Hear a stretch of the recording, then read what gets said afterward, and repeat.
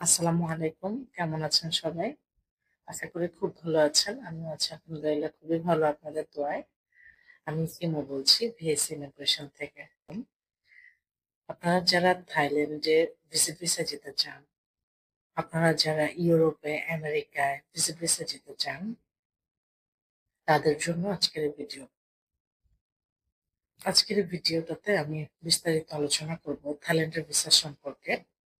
এখানে আপনি থাইল্যান্ডের ভিসাটা কিভাবে করবেন, স্টার্টিং থেকে নিয়ে একদম ভিসা হাতে পাওয়া পর্যন্ত পুরো প্রসেসটা কি সেটা নিয়ে আমি আলোচনা করব।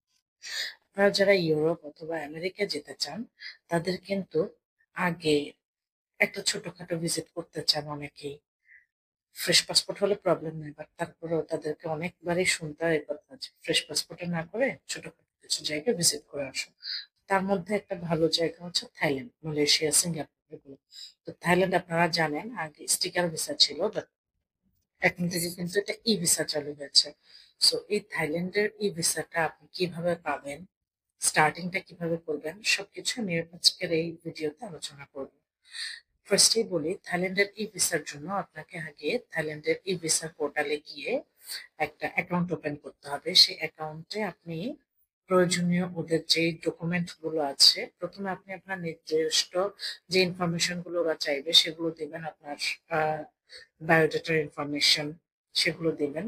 এরপরে হচ্ছে আপনার যতগুলো ডকুমেন্টস আপনার কাছে ওরা জানতে চাইবে, আপনার জব রিলেটেড, আপনার ব্যাংকিং ইনফরমেশন, আপনার আহ, যদি আপনি বিজনেস করে থাকেন তাহলে সেই বিজনেস রিলেটেড ইনফরমেশন, আপনি কেন যাচ্ছেন, কেউ কেউ মেডিকেল ভিসায় যায়, কেউ টুরিস্ট ভিসায় যায়। মেডিকেল ভিসায় যারা যায় তাদের ওখানে কোনো একজন ডক্টরের অ্যাপয়েন্টমেন্ট নেওয়া থাকলে সেটা, তারপর কোনো হোটেলে উঠবেন আপনারা, অথবা আপনার কোনো একজন আত্মীয় স্বজন ওখানে আছে সেই আত্মীয় স্বজনের বাসায় উঠতে চান, অথবা আপনারা কোনো একটা হসপিটালে আপনারা যাবেন, তাহলে সেই হসপিটালের অ্যাড্রেস এসব কিছু আপনার কাছে থাকতে হবে।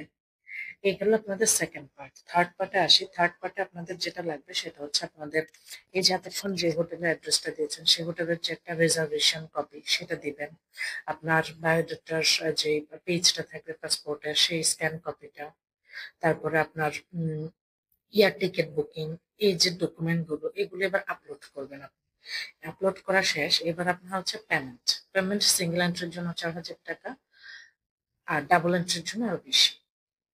Multiple entry, double entry, single entry, একটা এন্ট্রির জন্য হচ্ছে নির্ধারিত ফি আছে। তো সিঙ্গেল এন্ট্রিটা বললাম। আর এইভাবে আপনারা ফিটা তারপরে হচ্ছে পরিশোধ করবেন। তো ফিটা পরিশোধ করতে হলে আমাদেরকে আবার আরেকটা পোর্টালে যেতে হবে, কমার্শিয়াল ব্যাংকে। সেই পোর্টালে গিয়ে তারপরে আমাদেরকে থাইল্যান্ডের ভিসার জন্য পে করতে হয়। আমরা যখন সেই পেমেন্টটা ডান করব, আমাদেরকে একটা রিসিপ্ট দিবে, সেই রিসিপ্টটা আমরা আপলোড করে দিব। এরপরে আপনাদের কাজ শেষ। এখন আমরা শুধুমাত্র ওয়েট করব থাইল্যান্ডের ভিসা পাওয়ার জন্য। এরপরে আমাদের একটা মেইল আসবে, সেখানে আমরা জানতে পারবো আমাদের থাইল্যান্ডের ভিসাটা কি অ্যাপ্রুভ হয়েছে নাকি রিজেক্ট হয়েছে। যদি অ্যাপ্রুভ হয় তাহলে তো আলহামদুলিল্লাহ খুবই ভালো, আর যদি রিজেক্ট হয় তাহলেও টেনশনের কিছু নেই। পরবর্তীতে আবার আপনার যে প্রবলেমটার কারণে আপনার রিজেক্ট হয়েছে সেটা ঠিক করে আবার আপনি যদি অ্যাপ্লাই করেন তাহলে কিন্তু অ্যাপ্রুভাল আসে। অনেকেরই প্রথমবার রিজেক্ট হয়, এরপরে কিন্তু ফাইনালি অ্যাপ্রুভালটা আসে। সো যারা যারা থাইল্যান্ডে ঘুরতে যেতে চাচ্ছেন তাদের জন্য খুবই সুবর্ণ সুযোগ।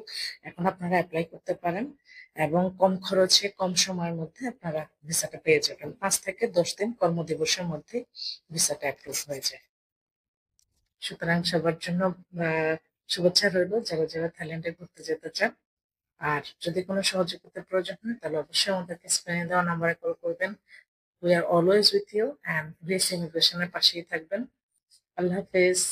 ভিএস ইমিগ্রেশনকে অবশ্যই সাবস্ক্রাইব করে যাবেন। ভালো থাকবেন।